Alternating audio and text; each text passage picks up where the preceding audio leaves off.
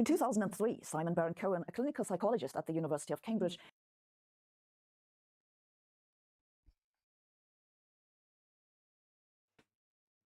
claimed that Albert Einstein had autism. Elon Musk has said he has Asperger's syndrome, and if you ask Google, you'll find many lists of famous people who supposedly have autism, usually with the preamble, though he was never diagnosed. It's been attributed to Mark Zuckerberg, Steve Jobs, Bill Gates, and Eminem, none of whom ever said anything to deny or confirm it. What's going on? Why does everyone suddenly have autism? How is it different from Asperger's syndrome? What does neurodivergent mean? And what is internalized ableism? Am I autistic? That's what we'll talk about today. First things first, what is autism? The term autism was introduced in 1911 by the Swiss psychiatrist Eugen Bleuler. He used it to describe what he believed to be a childhood version of schizophrenia. The term autism alludes to the Greek word autos, which means self, a word that Bleuler used because the children seemed to be detached from reality and withdrawn into their inner world, even though they didn't have smartphones back then. Autism was later recognized as a condition independent from schizophrenia. Today, the diagnosis of autism includes learning difficulties, especially with language and speech, trouble with verbal and non-verbal communication, avoiding eye contact, repetitive movements, specialized and often obsessive interests or behaviors, difficulties with emotional control, and extreme reactions to stimuli, such as light, touch, or noise. Autistic people also sometimes have unusual abilities, such as a remarkable memory for facts, numbers, or visual details, or doing mental arithmetic. This combination of cognitive problems and abilities is the reason why some autistic people were once regarded idiots savants. However, the word idiot has drifted in meaning since then and is now considered an insult, so the condition has been renamed to savant syndrome. Most people had probably never heard of autism until Dustin Hoffman introduced it to the world in 1988 with the movie Rain Man. The movie was inspired by Kim Peek, one of the most famous savants ever. But, plot twist, while Peek had originally been diagnosed with autism, in 2008 a group of doctors studied MRI images of his brain and concluded that he wasn't autistic but most likely had FG syndrome, a genetic condition linked to abnormalities of the X chromosome. In 1943, the Austrian pediatrician Hans Asperger described a group of children who had difficulties with social interactions and communication, like autistic people, but who did not have the same troubles with language and cognitive function. This high-functioning autism became later called Asperger's syndrome. Fast forward 70 years and psychologists decided that there is no clear distinction between Asperger's syndrome and autism, and the term high-functioning autism is neither useful nor descriptive. Instead, there is an entire spectrum of symptoms with expressions that greatly vary. This is why the term Asperger's syndrome is no longer in use today. It's now called autism spectrum disorder, ASD for short. ASD subsumes both Asperger's syndrome, autism, and some other developmental disorders. Why Elon Musk referred to a retired expression like Asperger's is anyone's guess. Maybe he spends too much time with this old paper app called Twitter. Besides the previously mentioned difficulties with language, social interactions, emotional control, and repetitive behavior, studies have found that ASD is correlated with anxiety, sleep problems, seizures, and an elevated risk of gastrointestinal problems. Symptoms of ASD are usually diagnosed in early childhood and persist throughout life, though they can improve or get worse. The spectrum of the disorder does not refer to the strength of the symptoms, but rather their variety. How strong the symptoms are is measured separately by 3 different levels, which indicate how much support the person needs. 1 is the lowest level, 3 the highest. Of course, no one likes to use a clunky term like autism spectrum disorder, which is why most people still refer to it as just autism. To avoid confusion, what was previously called autism is now often called classical autism. The other expression that has taken hold for having autism spectrum disorder is being on the spectrum, though I now think they should have called it quantum autism. Several studies have shown that the brains of children with ASD develop differently than those of most children, and that this difference is often visible in brain scans before the onset of symptoms.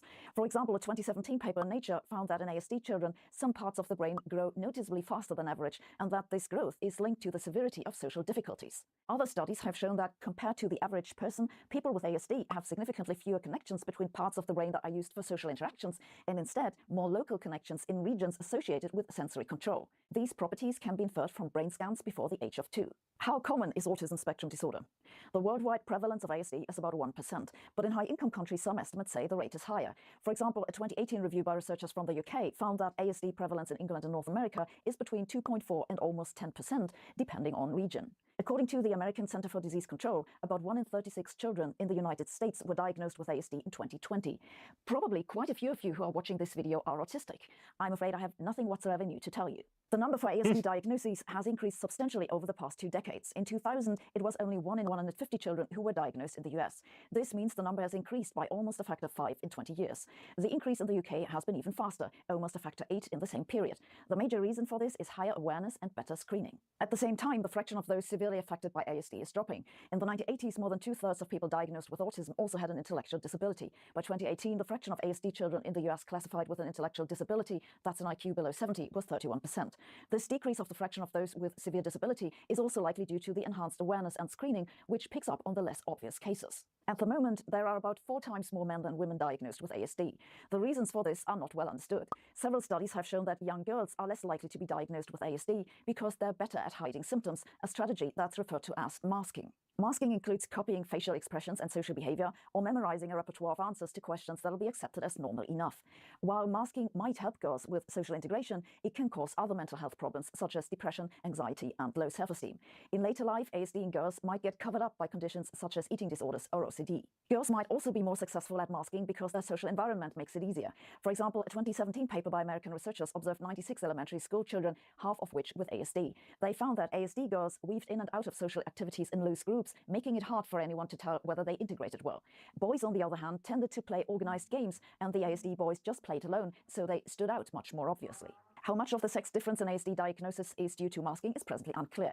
What is clear, however, is that diagnosing girls requires other methods than those used for boys. ASD is normally diagnosed in childhood below the age of 5, especially now that doctors look for symptoms during regular childhood screening. However, this is a fairly recent development. The increasing awareness of the condition has also resulted in larger numbers of people being diagnosed later in life because they fell through the cracks as children. Still, it can take a long time, sometimes years, to get a diagnosis.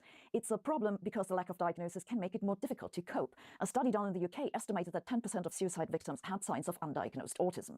What causes it? Classical autism was originally believed to be a psychological condition that results from poor parenting. This idea was pushed in particular by the psychiatrist Leo Kanner. He argued that the leading cause of autism was the refrigerator mother who didn't love her child as she should have. We now know that ASD is not the fault of maternal temperatures, but an unusual variation of neurodevelopment with a strong hereditary component. That is, children of people with ASD are considerably more likely to also have it. Different studies have put the probability at about 40 to 80%. Part of the difficulty of pinning the number down is that ASD has so many different facets who didn't love her child as she should have. We now know that ASD is not the fault of maternal temperatures, but an unusual variation of neurodevelopment with a strong hereditary component. That is, children of people with ASD are considerably more likely to also have it. Different studies have put the probability at about 40 to 80%. Part of the difficulty of pinning... So it's inherited, right? Yeah.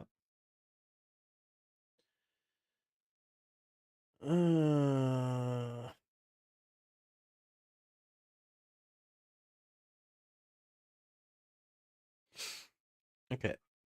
The number down is that ASD has so many different facets, there are loads of genes involved, and quite possibly some aspects of it are more, others less hereditary. Some environmental factors also seem to play a role. For example, some studies have found a link between obesity or diabetes of the mother and ASD of the child. Though the increase in the odds ratio is not large, and as it's often the case with studies like this, it's difficult to infer causation from a correlation because there could be underlying causes linking both. A 2016 meta-analysis by a group of Chinese researchers looked at the link between the age of the parents and the chance of the child to have ASD. They took into account 27 studies with a total of almost 67,000 cases and found a clear correlation, especially with the age of the father. Per every increase of 10 years in maternal and paternal age, they found an associated 18% and 21% higher risk of ASD, respectively. We've also learned about a few things that do not cause it, other than cold mums. For example, vaccines. In 1998, an anti-vaccine activist managed to publish a fraudulent paper in The Lancet claiming that measles vaccines cause autism. He was struck off the medical register and the paper was retracted. If you're watching this channel, you probably don't need to be told, but vaccines don't cause autism. They don't cause autism spectrum disorder either. To name just one example, a 2014 meta-analysis summarized 10 different studies and found no evidence of a relation between vaccination and ASD. Other things that don't cause ASD are cesarean sections, in vitro fertilization, plastic wrappers, bacterial infections, and watching YouTube. ASD is a lifelong condition. There's no cure and there's no medication. However, early diagnosis and intervention with suitably targeted programs can greatly improve life satisfaction, and medication as well as psychotherapy can be used to deal with some of the symptoms. Currently, the treatment focus is on psychological and social support for ASD children and their families. Some young autistic people don't speak at all and can benefit from using picture cards or speech-generating devices. Targeted programs that are started as early as possible can improve attention, language development, social engagement, and can reduce the severity of symptoms later in life.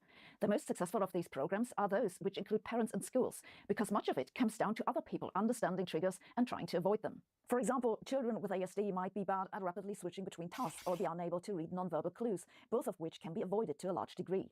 They also often use repetitive motion, such as rocking or hand flapping, to calm themselves down, a behavior referred to as stimming. Asking them to stop is exactly the wrong thing to do. Those are some examples where awareness among other people can really make a big difference. There are also some medications to treat co-occurring symptoms like irritability, agitation, anxiety, or depression, and some might benefit from cognitive behavioral therapy. However, there's no one-size-fits-all approach because the symptoms of ASD are so varied. According to the Diagnostic and Statistical Manual of Mental Disorders, autism spectrum disorder is a mental health disorder. However, a lot of people with ASD and other conditions that have traditionally been labeled disorders feel that description is inappropriate. Just because they're not typical doesn't mean there's something wrong with them. The term that many of them prefer is that they are neurodiverse as opposed to neurotypical. The term neurodiverse refers to a group, whereas an individual would be described as neurodivergent. Neurodiversity includes not just ASD, but also attention deficit hyperactivity disorder, dyslexia, and a few other conditions. The term neurodiversity was coined in the late 1990s by the Australian sociologist Judy Singer, loosely based on the expression biodiversity. She saw it as an extension of social justice movements that had given women and homosexuals rights they should have had all along. Singer argued that neurodivergent people had not been given their rightful place in society either, and it was about time to stop pathologizing them. The neurodiversity movement weaved together with the American social justice movement and developed an extremist part. By 2013, some neurodiversity advocates wrote that autism and ADHD are the result of normal natural variation in the human genome. By 2019, some said that the real problem is the dominant ableist culture of society that sets standards for what it means to be normal. An ableist is someone who believes that typical abilities are superior. If you're neurodivergent but have internalized ableism, you may mistakenly blame yourself for the challenges you face, when in fact the problem lies with the societal barriers and discrimination that make it harder for neurodivergent people to thrive. Some of them have put the idea of treating autism on the same level as the idea of treating homosexuality. For example, Autism Speaks is a charitable organization with the stated goal of creating an inclusive world for all individuals with autism throughout their lifespan.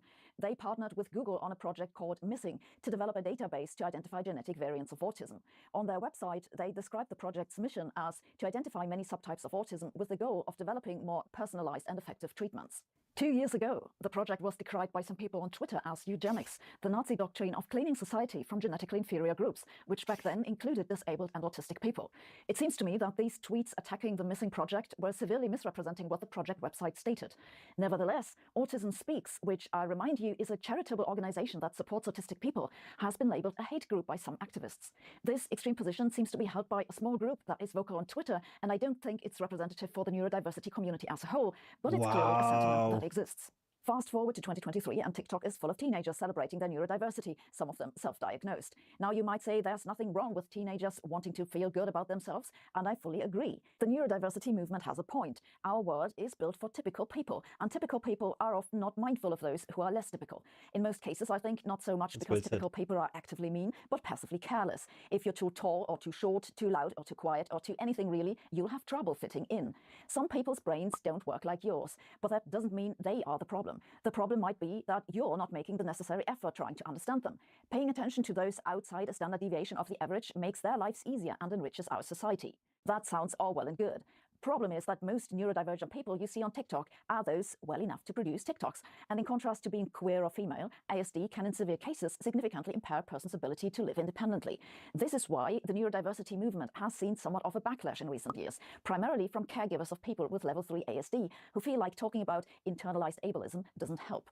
For example, the London-based neurobiologist Moab Constandi has written an article for Eon titled Against Neurodiversity, in which he draws attention to a worrying trend of romanticizing autism that has extended to other conditions that can be severe, debilitating, and life-threatening, such as depression and schizophrenia. He writes that the idea that autism is a variation of normal is at odds with scientific understanding of the condition, and that in their zealous pursuit of autistic rights, some advocates have become authoritarian and militant, harassing and bullying anyone who dares to portray autism negatively or expresses a desire for treatment or cure. Tom Clements, who is autistic himself, wrote in an opinion piece in The Guardian that many now self-identify as autistic as though autism were a fashion label rather than a debilitating disorder, and that such an attitude has led to the marginalization of autistic people who, by virtue of their disability, are unable to speak and rely on others to do so on their behalf. Some neurodivergent people have pushed back, pointing out that Clements used the term high-functioning to refer to himself, and that such functioning labels should not be used because they suggest some people with ASD do not need help. Others complained that Clements is a very active troll who spends a lot of time misrepresenting the neurodiversity movement, and that he accuses autistic people of not actually being autistic. That is so fucking rough, dude.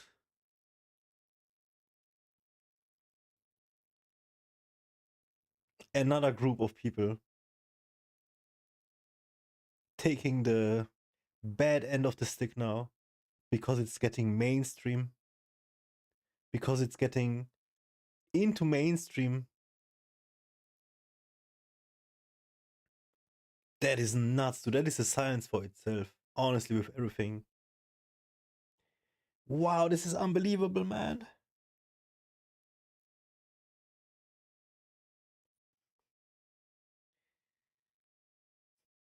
Yeah, because the kids have no idea what they're talking about. They call themselves autistic, and then they cast a bad shadow on real autistic people. And I know somebody who is just like this.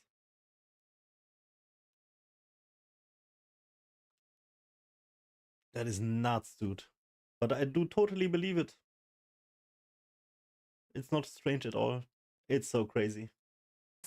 I didn't know anything about this when I started making this video. I was just trying to understand the symptoms of autism and had no idea the topic had become so controversial. Yeah. But I hope that this rundown helps you make a little sense of what's going on. In summary, autism spectrum disorder is a mental health condition that subsumes what was previously called autism and Asperger's syndrome.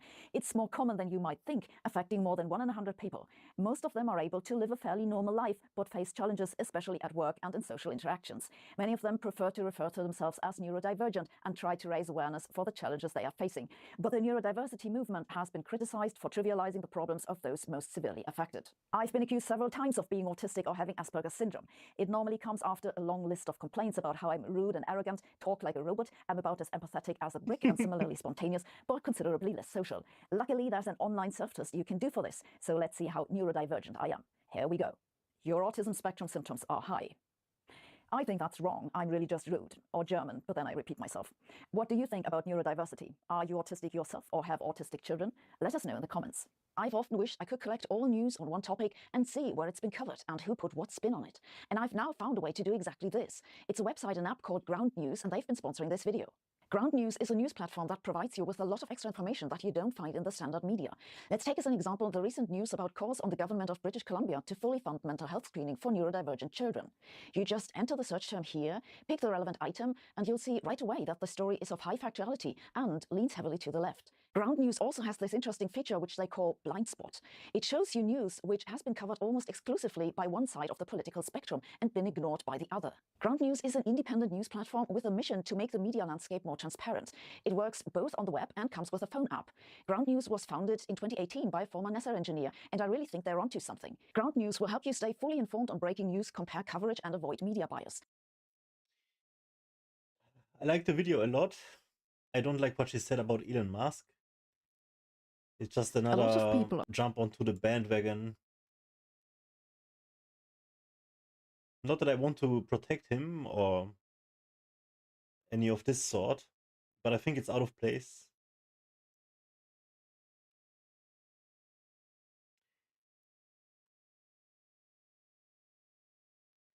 Kind of want to sub to the channel, but I don't know. Yeah, let's give it a shot. I want to know what she's about. This was a very good video though.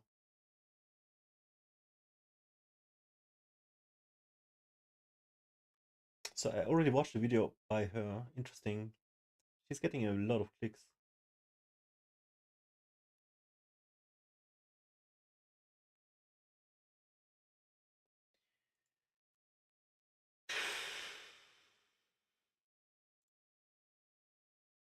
Yeah. Yeah, it's rough with all the self-diagnosing. Unless you really know what you're talking about, you better should not self-diagnose yourself.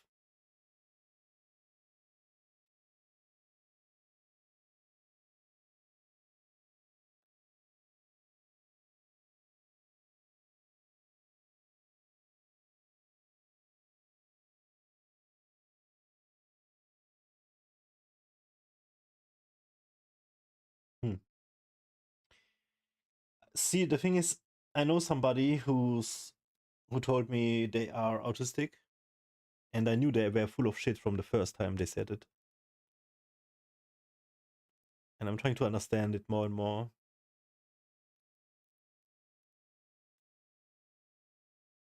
And I feel reinforced into my opinion.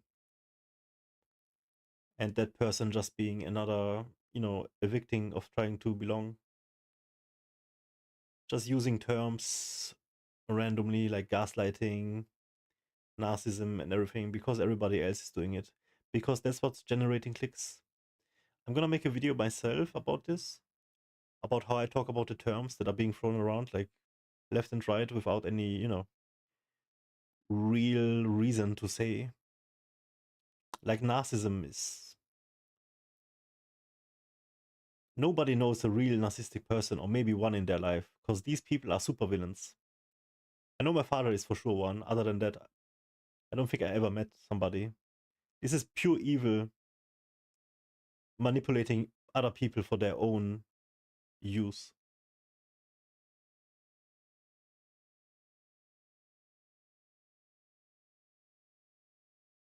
People might have narcissistic traits, but just look at the video I uploaded today. It's called I'm a Narcissist. It's in German though, so.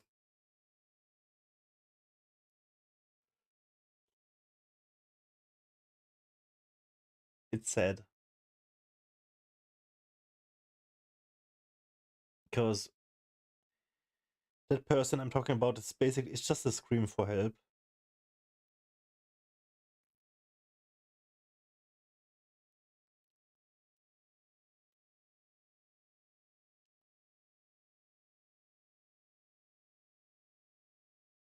Yeah.